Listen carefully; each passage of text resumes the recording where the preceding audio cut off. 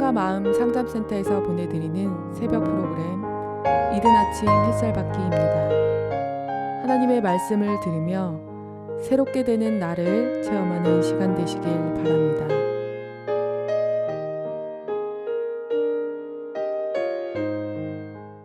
폭풍우가 몰아치고 창가에 빗줄기들이 때려칠 때 도리어 두려움과 불안이 오는 것이 아니라 차라리 그것이 더 마음이 편하게 되는, 어쩌면은 내 마음속에 있는 두려움과 불안이 도리어 친숙해지는 그런 느낌? 이런 생각 저런 생각이 드는 아침입니다. 우리는 지금 믿음의 영적 현상에 대한 얘기를 하고 있습니다. 이 땅의 삶을 살면서 우리는 현실, 육신을 가지고 현실의 삶을 삽니다. 그러나 우리는 하나님과 나와의 관계는 보이지 않는 영적 관계입니다. 하나님과의 영적 관계가 내 삶에 어떤 현상이 드러나는가, 그것을 징계와 시험이라는 단어로 설명해내고 있습니다. 우리는 이 땅에서 징계받는 것처럼 택함 받은 자가 세상에서 당하는 일, 그것이 뭘까요? 우리는 대속의 징계를 바라보게 됩니다.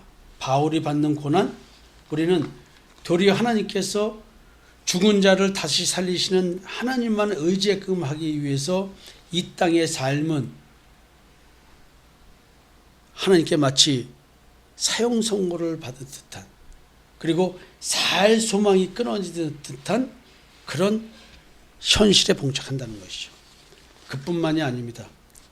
하나님께서는 땅의 모든 족속 중에 너희만 알았나니 그러므로 내가 너희 모든 죄악을 너희에게 보응하리라. 택한 자만 처벌하시는 하나님, 택했기 때문에 저희 죄에 대한 대가를 내가 치르게 하겠다. 그것은 율법주의적 신앙에 대한 얘기를 하는 게 아니었습니다.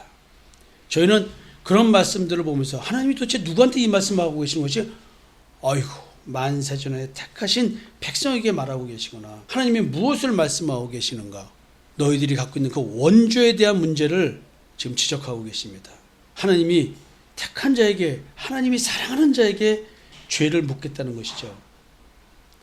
그래서 하나님은 왜 죄 지은 자를 한정지어 처벌하는가? 이것은 선택받은 자, 하나님께 사랑을 받은 자만 하나님께서 원죄에 대한 이야기를 깨닫게 하시고 그에 대한 대가를 지불하게 하십니다. 그러면서 원죄에 대한 대가, 죄라고 생각하는 그것에 대한 대가를 예수님이 다 대신 치렀다는 얘기를 깨닫고 믿게 해주십니다. 그리고 우리는 또 그러므로 여호와의 말씀에 내가 이 족속에게 재앙을 계획하나니 너희의 목이 이에서 벗어나지 못할 것이요 또한 교만하게 다니지 못할 것이라.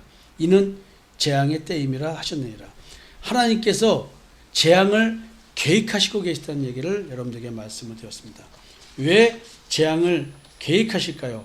하나님께 돌아오라고 재앙을 계획하신다고 하셨습니다.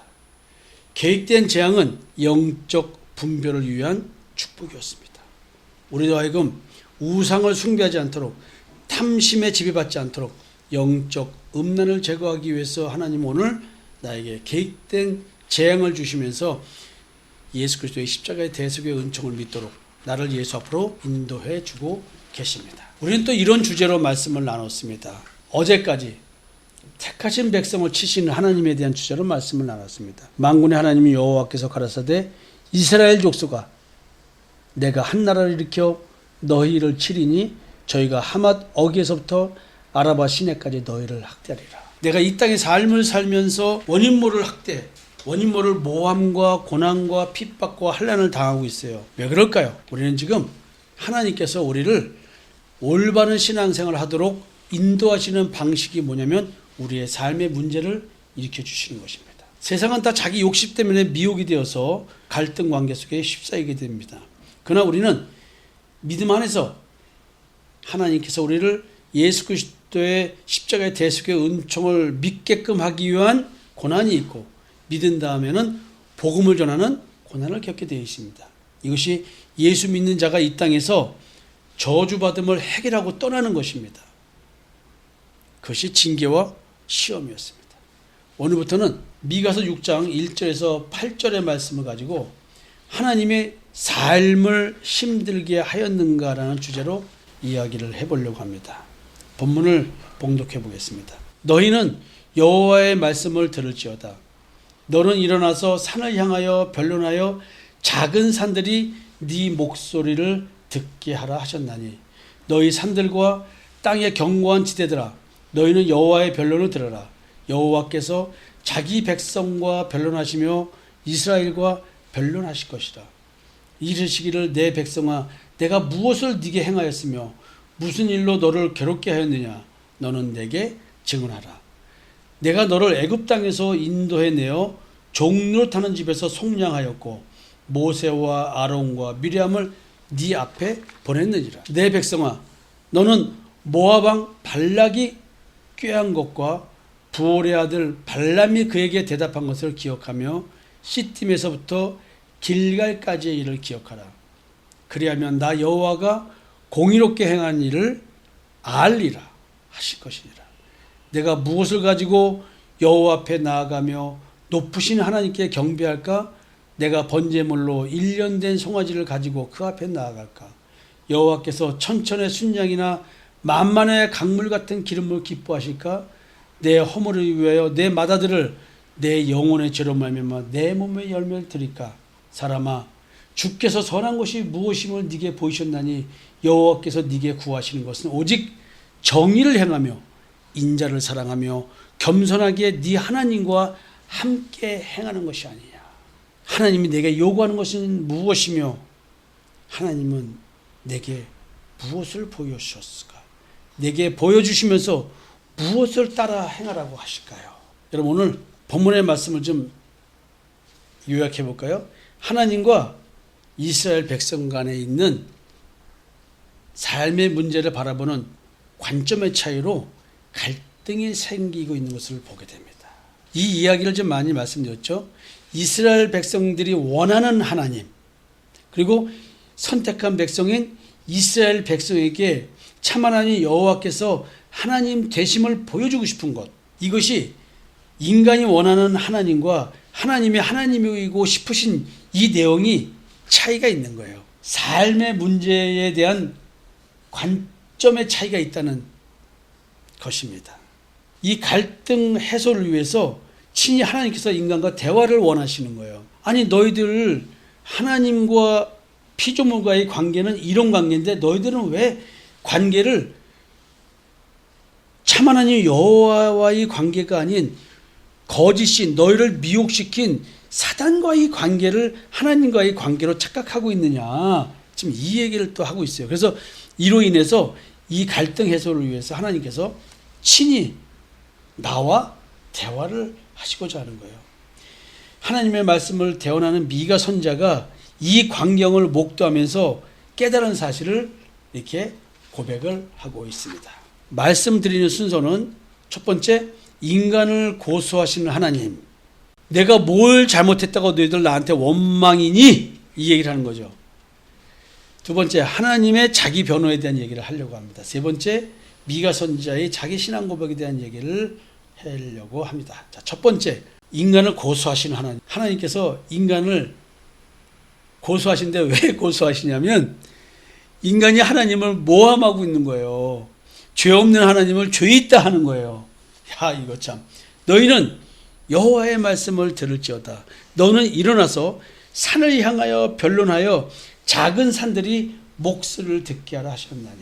선지자는 하나님의 변호인으로서 하나님을 대변하는 자로서 하나님께서 이스라엘에게 어떻게 은혜를 베푸셨는지 지금 변호하는 직무를 수행하고 있습니다.